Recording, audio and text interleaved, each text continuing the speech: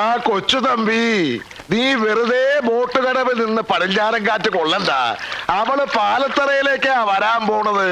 നീ വീട്ടിലേക്ക് പോടാ. പാലുണ്ണി, അവള് മാടശ്ശേരിയിലേക്കാ വരാൻ പോണത്. അവളെ നോക്കിയാ നിക്കണെങ്കില് നീ വെറുതെ നിന്ന് വളിക്കത്തേ ഉള്ളൂ. പാലുണ്ണി വളിച്ചാ മോരുണ്ണി കേട്ടിട്ടുണ്ടോ? ചിരിക്കട്ടെ. മതി. എടാ കൊച്ചു തമ്പി, എനിക്ക് നീ വെറും കൊച്ചു തുമ്പിയ. നിന്റെ ബാലിൽ ഞാൻ നൂല് ചുറ്റി കല്ലെടുപ്പിക്കൂടാ.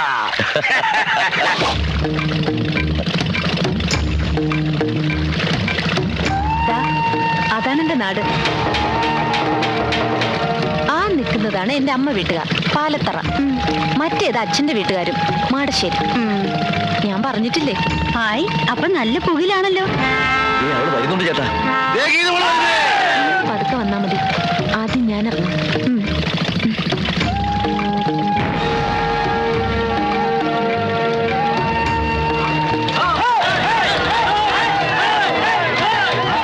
യാത്രയൊക്കെ സുഖമായിരുന്നോ മോളെ? മാടശ്ശേരിയിലേക്കുള്ള വഴി നിനക്ക് ഓർമ്മയുണ്ടല്ലോ? ഇല്ല, എനിക്ക് ഓർമ്മയില്ല. അതവക്ക് ഓർമ്മ ഉണ്ടാവില്ലടാ മോളെ. പാലത്തറയിലേക്കുള്ള വഴി നീ പറഞ്ഞിട്ടില്ലല്ലോ, അത് മതി. മറന്നു, ആ വഴി ഞാൻ മറന്നു.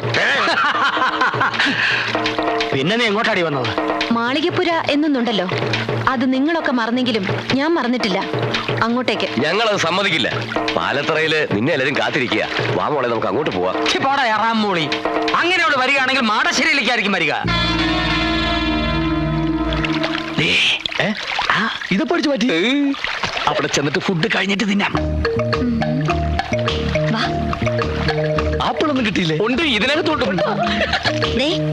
നിങ്ങൾ രണ്ട് തടിമിടുക്കുള്ള ആണുങ്ങൾ ഉണ്ടായിട്ട് എന്താ പ്രയോജനം? എന്താ കാര്യം? ദാ അത് കണ്ടില്ലേ, എന്ത്? ഒരു പെൺകുട്ടിയായിട്ട് കുറെ പേര് കഷ്ടപ്പെടുത്തുന്നത്. സ്വന്തം വീട്ടിലേക്ക് പോകാൻ പോലും അവളെ സമ്മതിക്കുന്നില്ല. ആരാവര്? അവരേതോ നാടകക്കാരാന്നാ തോന്നുന്നു. നാടകക്കാർക്ക് അത്ര ധൈര്യോ? കണ്ടിട്ട് ചരിത്ര നാടകമാണെന്ന് തോന്നുന്നു. ശരിയാ, വാളും പരിചയൊക്കെ കണ്ടില്ലേ? ഏത് ട്രൂപ്പ് ഇത്? പാലത്തറാന്ന് മാടശ്ശേരി നോക്കിയാ പറയുന്നത്. അപ്പൊ ഏതോ മാറ്റ ട്രൂപ്പാ. എന്നാ ചോദിച്ചിട്ട് തന്നെ കാര്യം. ചോദിക്കാം.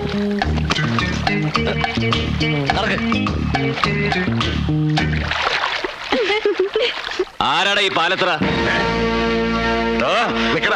ആരാടാ ഈ മാടശ്ശേരി?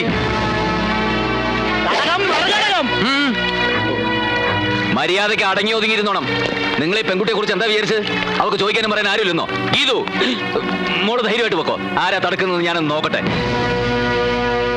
നടന്നോ, എല്ലാരും നടന്നോ. എന്റെ ദൈവമേ, കുഴപ്പമായി എന്നാ തോന്നണേ. ദേ പറഞ്ഞ പോലെ കൂട്ടുകാരികളെല്ലാവരും വന്നിട്ടുണ്ട്. അടിച്ച് നിന്റെ ചെവി കുറ്റികളെ ഞാൻ.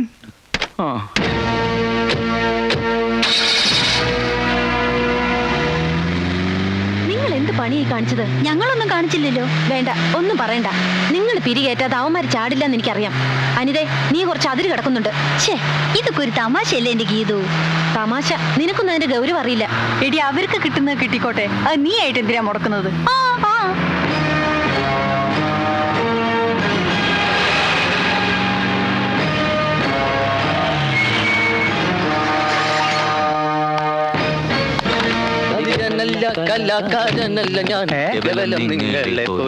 അല്ല, ഇറങ്ങണില്ലേ? ഇതാണാ വീട്? എന്താ ഇത് പോരെ? തൽക്കാലം ഇത് റിഹേഴ്സൽ കഴിഞ്ഞിട്ടാണോ ഫുഡ് കഴിഞ്ഞിട്ടാണോ റിഹേഴ്സൽ? ആദ്യം ഇങ്ങടെ ഇറങ്ങി. ഇറങ്ങല്ലേ. കൂടുതൽ എന്താ പാമ്പാ? തബല. തവളയാ? തവളയല്ല, തബല. ഇതൊന്ന് പിടിച്ചേ. അതൊക്കെ അവനവൻ തന്നെ പിടിച്ചാ മതി. വന്നേ വാ.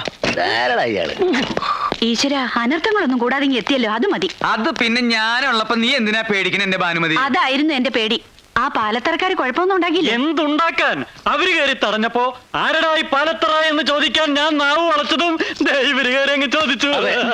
അല്ല, ആരാ ഇവരൊക്കെ?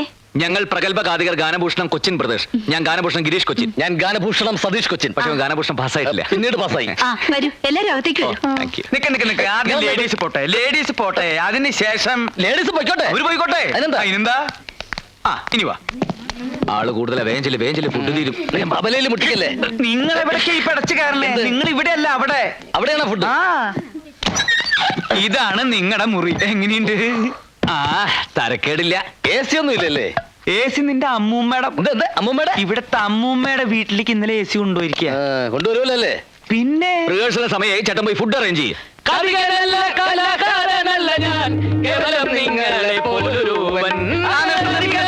സംശയം ചോദിച്ചോട്ടെ, നിങ്ങൾ എന്തിനാ നേരത്തെ ഇങ്ങോട്ട് പോകുന്നത്? ബോട്ടിലാ വന്നത്. ആ. റോഡിലെ പോലെ ട്രാഫിക് ബ്ലോക്കും കട്ടറൊന്നും ഉണ്ടായില്ല. അതല്ല എന്റെ ചോദ്യം. പിന്നെ? ഉത്സവത്തിന് ഇനിയും കുറെ ദിവസങ്ങളുണ്ടല്ലോ. ഇത്രയും നേരത്തെ നിങ്ങൾ എന്തിനാ ഇങ്ങോട്ട് എഴുന്നള്ളിയെന്ന്? അത് മുഖ്യമായിട്ടും ഈ ശാപ്പാട്.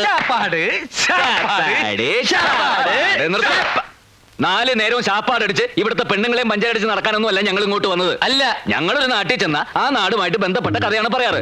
അതിന് ചിലപ്പോൾ നേരത്തെ വരേണ്ടി വരും, റിഹേഴ്സൽ നോക്കണം, ഫുഡ് കഴിക്കണം, അങ്ങനെ പല കാര്യങ്ങളും ഉണ്ട്. അല്ല, ഈ നാട്ടിൽ നിങ്ങൾ ഏത് കഥയാ പറയാൻ പോണേ? ഏതാ ഈ നാട്ടിലെ കഥ തന്നെ. ചേട്ടൻ പോയി ഫുഡ് അറേഞ്ച് ചെയ്യേ.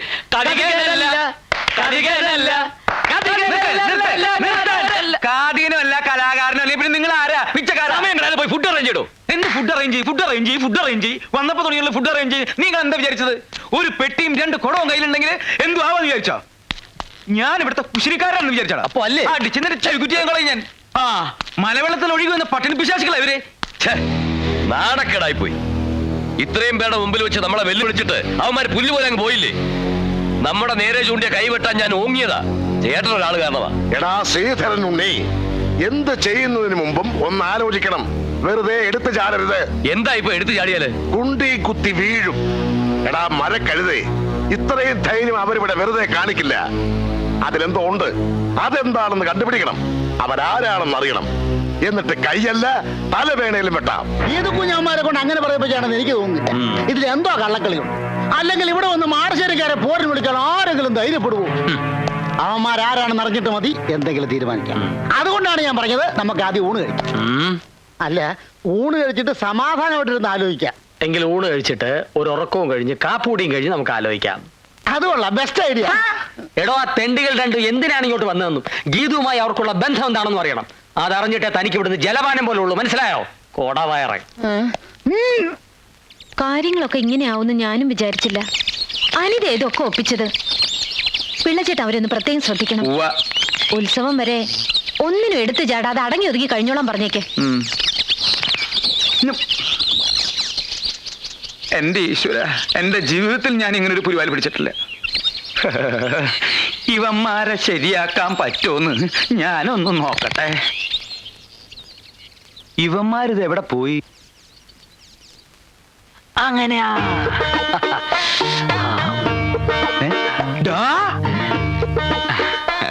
നിർത്തടാ. ആരോട് ചോദിച്ചിട്ടാ നീ ഇതിനകത്ത് കയറി പറ്റിയത്? ആരോട് ചോദിച്ചിട്ടാ നീ എണ്ണത്തോണി കയറി കിടന്നത്? ആര് പറഞ്ഞിട്ടാടാ നീ ഇവനെ തിരുമുന്നത്? പറയല്ല, ആജ്ഞാപിക്കായിരുന്നു. ആര്? അങ്ങന്ന്. ഞാനോ? ചേട്ടനല്ല, അങ്ങന്ന്. കണ്ണി കണ്ടമ്മനോട് സംസാരിച്ചോണ്ടിരിക്കാതെ വേഗം തിരുമ. അതെ, ഇത് കഴിഞ്ഞിട്ട് വേണം എനിക്ക് എണ്ണത്തോണിലോട്ട് കയറി കിടക്കാൻ. അതെന്താ, നിനക്ക് വല്ല മാറാ രോഗം? ഇത് രോഗം മാറാനല്ല, സുഖ ചികിത്സയാ. സുഖ ചികിത്സയ്ക്ക് വരാ. ഇതെന്താ നിന്റെ അമ്മായിപ്പന്റെ വീടാ? അതെ, അമ്മായിയപ്പന്റെ വീട് തന്നെയാ. അയ്യോ, എനിക്ക് വീട് തെറ്റിയ? വീടൊന്നും തെറ്റിയിട്ടില്ല. ഈ കിടക്കുന്ന ആരാണെന്നറിയോ? സൂക്ഷിച്ചു നോക്ക്. ആരാ? ഇവിടത്തെ ഗീതുവിനെ കെട്ടാൻ പോണ ചക്കൻ. ഞങ്ങളെ ഇങ്ങോട്ട് കൊണ്ടുവന്ന് എന്തിനാന്നാ കരുതിയേ? എന്തിനാ? പ്രേമിക്കാൻ. പ്രേമിച്ച് കല്യാണം കഴിക്കാൻ. എന്റെ ഭഗവതി, നീ ശരിക്കും കേട്ടോടാ? എന്റെ ഈ ഒറ്റ ചെവി കൊണ്ട് കേട്ടതാ. ഒറ്റ ചെവിയുള്ളൂ, മറ്റേ ചെവി കേൾക്കില്ല. ഒരു ചെവിയാണെങ്കിലും ഇരു ചെവി അറിയാതെ കാര്യങ്ങൾ മുഴുവൻ ഞാൻ മനസ്സിലാക്കി. ഇത് കുഞ്ഞാ ചെറുക്കൻ കെട്ടാൻ പോകുന്നെന്നുള്ളത് നേരാ. പ്രേമാണെന്ന് മാത്രമേ പറഞ്ഞുള്ളൂ, അതോ കല്യാണവും കഴിഞ്ഞോ? കല്യാണം കഴിഞ്ഞിട്ടില്ല. പ്രേമാണ് ഇപ്പൊ കൊടുമ്പിന് കൊണ്ട് നിൽക്കുക. എങ്കിൽ കല്യാണം നമുക്ക് നടത്തി കൊടുക്കാം. എങ്കിൽ ഞാൻ പോയി മുഹൂർത്തം നോക്കട്ടെ. മുഹൂർത്തം നോക്കിച്ചോ. കല്യാണത്തിന്റെ അല്ല, അവന്റെ ശവദാഹത്തിന്റെ. കുഞ്ഞീഷ്ണൻ എന്തൊക്കെയാ ഈ പറയുന്നേ? ഒക്കെ ഞാൻ അറിഞ്ഞൂട്ടോ. എന്നോടൊന്നും വിളിക്കണ്ട. ആരാ ഇത് പറഞ്ഞത്? പുതുമണവാളൻ. പുതുമണവാളൻ. അതെ, പിള്ളച്ചേട്ടനോടെ പറഞ്ഞത്. ബാനിച്ചേച്ചി പറഞ്ഞു നല്ല ചെറുക്കനാണ്. സെലക്ഷൻ മോശമായിട്ടില്ല, എനിക്ക് ഇഷ്ടായിട്ടോ.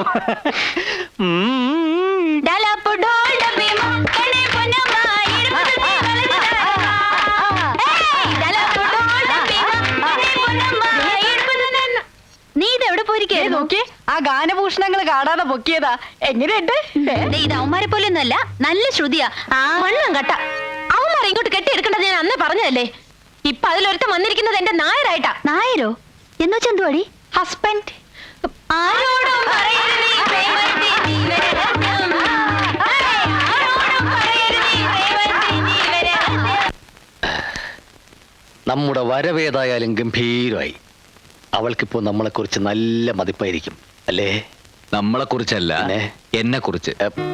മതിപ്പ് മാത്രമല്ലടാ, അവക്ക് എന്നെ വലിയ ഇഷ്ട. പക്ഷേ പുറത്ത് കാണിക്കാത്ത ടൈപ്പാ. ഇനി ആദ്യം അവളുടെ ബന്ധുക്കൾ ആരാന്നൊക്കെ നമ്മൾ അന്വേഷിച്ച് കണ്ടുപിടിക്കണം. പിന്നെ നിന്റെ ഈ മുടിഞ്ഞ ജാടയും നമ്പരൊന്നും ഇവിടെ വേണ്ട. എടാ, എല്ലാവരെയും ഒന്ന് സോപ്പിട്ട് നിൽക്കണം. ഈ കല്യാണം നടന്നു കഴിഞ്ഞാൽ പിന്നെ നീ കോടീശ്വരനാ. എന്ന് വെച്ചാൽ അവളുടെ പുറകെ വാലാട്ടി നടക്കാനൊന്നും തന്നെ കിട്ടില്ല. എത്ര വലിയ പണക്കാരി പെണ്ണാണെങ്കിലും ശരി, എന്റെ പെണ്ണ് എന്റെ ചൊൽപ്പടിക്ക് നിൽക്കണം. അല്ല, നിർത്താൻ എനിക്കറിയാം.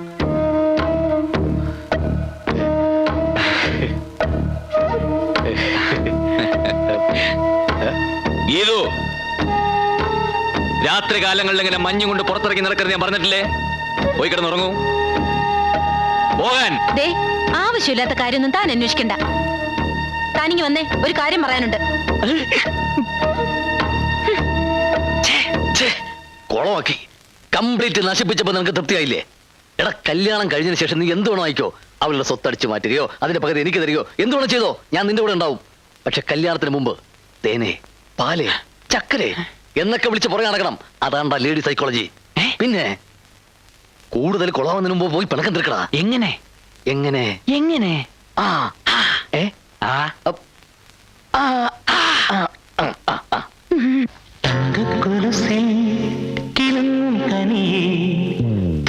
മറക്കും മറന്നേ മൊഴി